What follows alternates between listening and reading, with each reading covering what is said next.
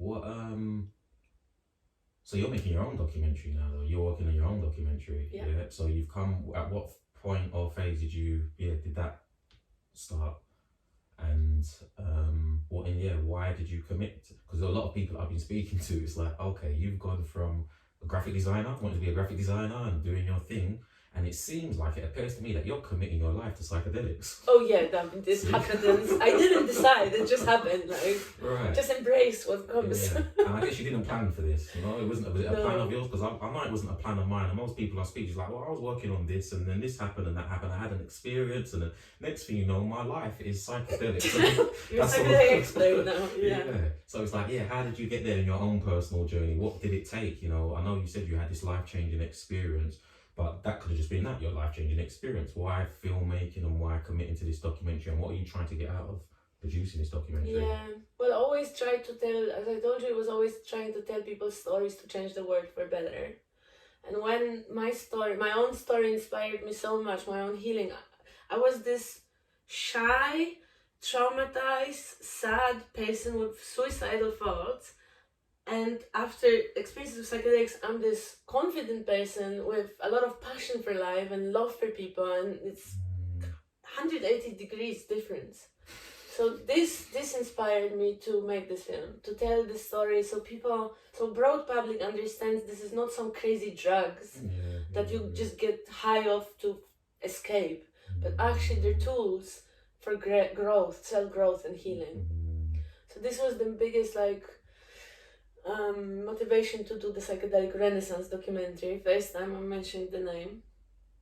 And that was the inspiration, just my own story. And wanting for other people to have a dip at that, so they can also try and get better if they want to, you know? And also to show people like my mom, again, that those are not drugs that people take at festivals and parties, but actually tools for self-growth. And when my mom understood that, I felt like if my mom understands, all the other moms can understand as well. Yeah, mom? Yes, mom.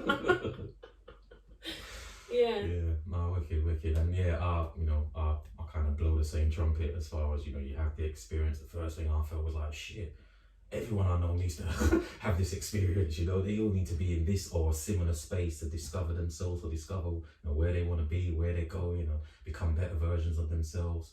And then what I found was on my journey, like a lot of barriers, I did find a lot of barriers into, one, maybe it was by my own fault, being naive about the subject, because I have to remember it was still a taboo subject. Oh yeah. It's still a taboo.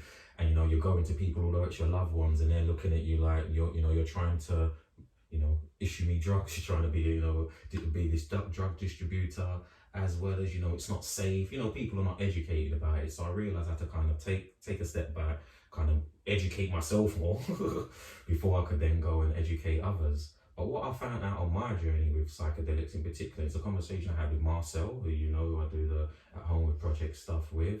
And and we had a wicked conversation with him, and because he went through a journey of having to self-heal himself, because there was nobody that could diagnose him with what he was going through, because initially he didn't know he was going through it. And and that's what I was sitting there hearing him, like, bro, that was the same with me, man. You don't know that you're carrying shit until sometimes it's too late. But fortunately, through having the right people around you, or support, or psychedelics, you can get, some kind of insight. But then I've realized, for the most part, most of these people that I'm talking to that are saying, no, it can help you with this and help you with that, they in some cases, they were in denial. They didn't even acknowledge that they had these things.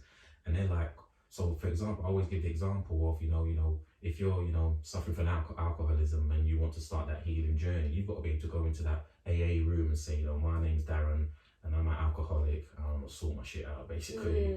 But if you don't acknowledge or admit and aware that you're an alcoholic and you've got these things, then, where do you start? And then that's when I realized, especially working with the young people that I work with, they walk around with depression, they walk around with anxiety, they walk around with these things, and it's normal. And the way they deal with it is just like, what's wrong? This is just the norm. And that was something I thought, that's really deep and serious. Like, we walk around with mental health problems, and we think it's normal, you know what I'm saying? So how did you find that in yourself? How did you get around acknowledging diagnosing that myself? It was in the stage where I had a really good job and partner that I'm with now, Fernando, and I had good relationship and good job, and I was still sad all the time. And this is like, hold on, I always thought I'm sad because I have shit job and shit relationships and like everything is wrong around me, but now everything is fine and I'm still sad. So I actually decided to go for therapy first. And I reached out to a therapist and I went to therapy, and the therapist helped me understand that I have a depression.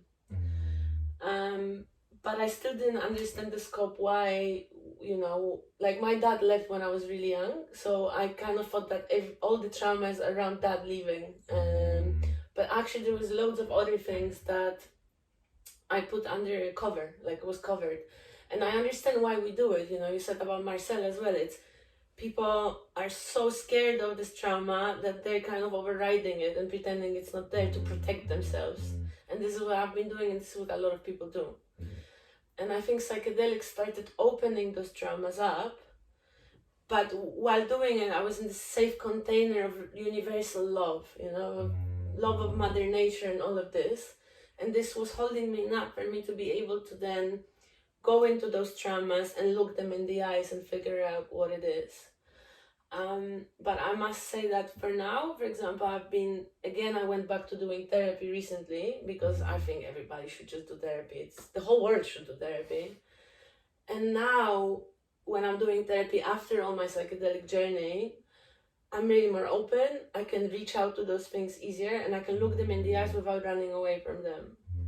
Because I feel like I've been running away all my life from trauma, which then affected my body. I developed IBS and all those problems. Like body keeps the score. And now I see, during the therapy, I see all the pains coming out and in and stopping. And as I work with those things, my IBS is getting better.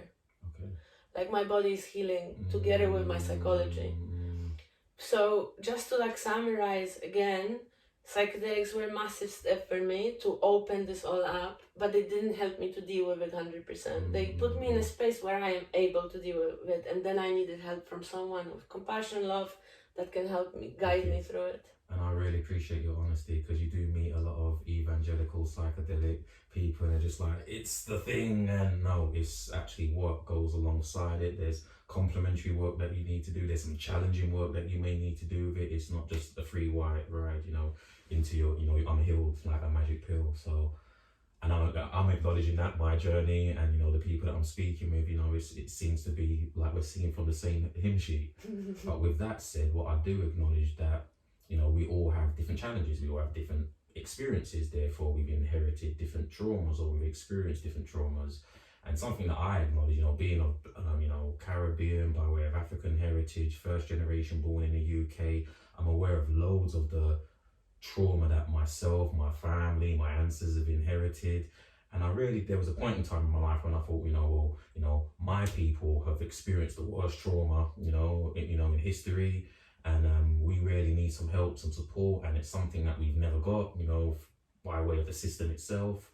And although there's a lot of truth in that, I've come around and traveled the world, and I'm meeting everybody from all different places. I'm like, there's a lot of trauma all over the place, and just looking into the history of Poland and the Nazis, and because what it made me realize with this trauma thing, which I didn't acknowledge too much previously, was if, for example, say they talked about, it could be, a child being abused, in childhood, growing up, into adulthood, and then having a child, and they could pass, that trauma onto that child, like just one generation down the line, and then that child could continue passing those things on. That's when I started thinking, oh shit, have I passed stuff on to my children? Because I've got two children. Did I get stuff from my mum and my dad? And and what is it? And then I'm realizing that not many people are dealing with their shit, therefore just getting downloaded into and somewhere we got to nip it in the bud. Someone's got like each family member has to acknowledge what it is, whether it's something small or something that is generational, that's being passed on generation after generation. So do you think psychedelics can support, help with that? I know in your own experiences with maybe specific to your Polish heritage, and maybe what your parents, your grandparents, do you feel that? Have you does psychedelics bring you to spaces or places where you've got to deal with that type of stuff, or just Definitely. Yes, and I've seen that across board with older people too. There's this when often you have those journeys when you feel this forgiveness for people who traumatized you. You feel forgiveness to them because you see that line of trauma. You see that they were traumatized by their parents and their parents were traumatized by their, and it just keeps going. And it's not just parents, obviously, the state, the city, the war, this all traumatized everyone and just kept passing the ball.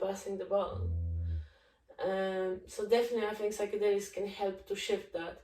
I also heard, I didn't have it myself, but I had loads of people had this kind of collective pain processing, collective, especially Polish people do that because, when there was war in Poland, it was not, it was really bad, obviously.